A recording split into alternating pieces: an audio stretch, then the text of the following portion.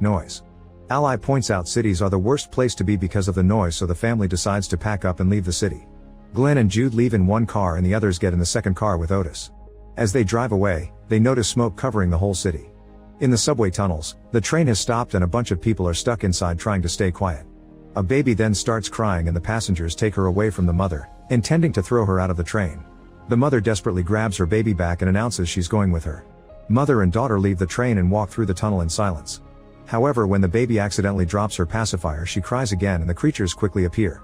The mother starts running with the baby, but she isn't fast enough and the passengers in the train watch them get killed. Back to the family, they hear on the radio that the death toll has reached catastrophic numbers. Ally talks to Rob on her tablet and he explains his family decided to stay at home like the authorities recommended. Eventually the family stops at a gas station for supplies and Ally walks Otis so he can pee. Suddenly Otis starts barking at an armed man, who shoots at the sky and asks the family for their car. Hugh is ready to give him the keys, however Glenn shoots the guy in the leg and Otis jumps in to bite him.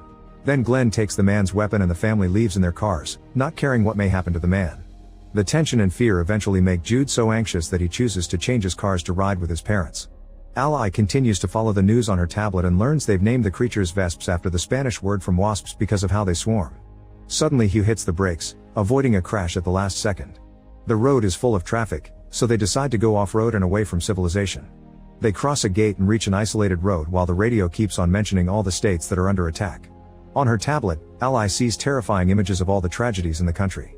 After a few hours of driving, Glenn calls the others from his car, saying the road is getting difficult so he'll stop to clear the path.